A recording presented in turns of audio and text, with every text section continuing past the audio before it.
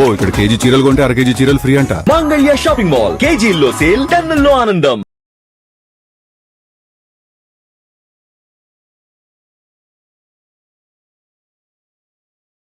ఓం నమ శివాయ.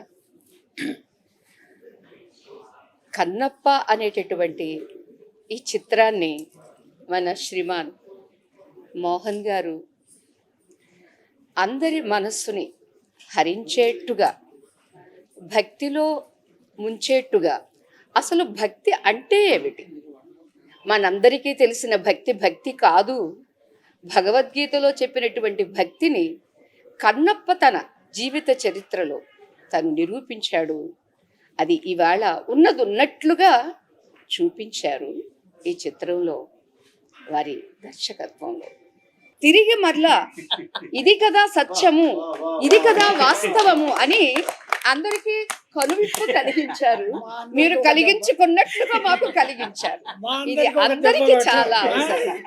ఓం నమ శివాయ. తర్వాత మోహన్ బాబు గారి ద్వారా ఫోన్ చేపించినప్పుడు నాకు అనిపించింది, ఇంత తప్పిస్తున్నారు లోకానికి మంచి చేయాలని, ఆ బిడ్డకు కూడా నా గురుదేవుల ఆశీస్సులు ఇప్పించాలి అని మా గురుదేవుల్ని అనుమతి అడగడం, వారు వెంటనే అనుమతి ఇవ్వడం, వారు కూడా వచ్చి ఇంకొక విషయం, మా గురువు గారికి ఎంతో ఎంతో ఇష్టంగా నిరంతరం ధరించే మాల ఇది. ఉండండి బాబా, ఇది మన కోసం కాదు, వీరు ఎంతటి అదృష్టవంతులంటే ఆ బిడ్డని మంచు విష్ణుని కన్నందుకు, ఆ బిడ్డ ఇంత అద్భుతంగా నటించినందుకు. అది అంటే మా గురువుగారిని ఈ పక్కన వేరే ఒక అమ్మున్నారు, తను వెళ్ళారేమో, మా గురువుగారి ఒళ్ళు పులకరించి వారు ఇలా అనుకుంటుంటే చూసి నేను తరించాను. అంతటి అద్భుతంగా ఆ దైవత్వాన్ని, ఆ నటనని ప్రదర్శించారు ఈ చిత్రంలో. కాబట్టి మోహన్ బాబు గారు, నాయన నేను చిన్నదాన్నే వయసులో, కానీ అమ్మని కదా, అందుకని మీ జన్మ ధన్యం. ఆ బిడ్డ, పసిబిడ్డ ముద్దు ముద్దుగా మాట్లాడి ఆ కాసేపు నటించిన మనవడు మహా అద్భుతం. ఇద్దరు ఆడపిల్లలట, పక్కన ఉన్నవారు చెప్పారమ్మ వాళ్ళు కూడా మనవరాళ్ళమ్మ అని.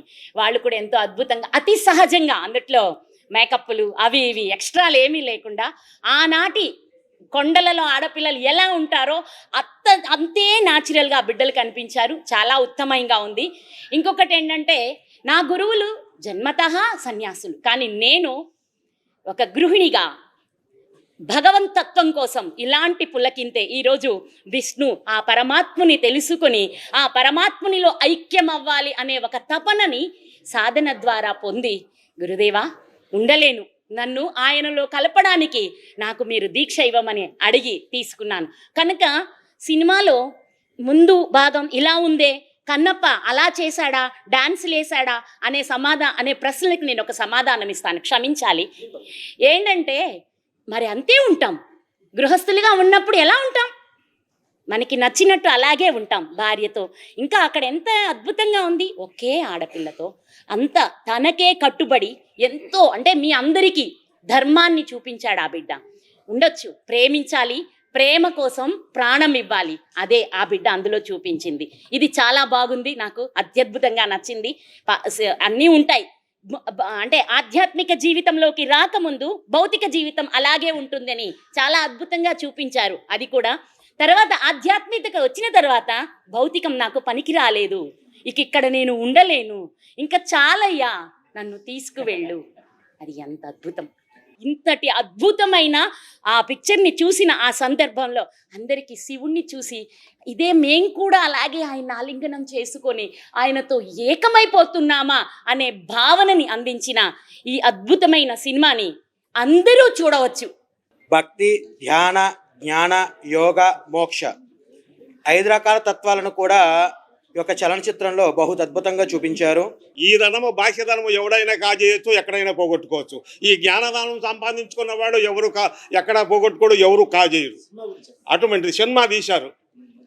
అటువంటి సినిమాను మరి మన యొక్క స్వామీజీ బాబు గారు, మరి వారి కుమారులు, వారి కుటుంబ సభ్యులు, వీరికి ఎల్లవేళలా మా స్వామీజుల యొక్క ఆశీస్సులు మరి ఉండి ఇలాంటి చిత్రాలను మళ్ళీ తీస్తారని. నేను 50 సంవత్సరాలైంది సినిమాలకు రాక.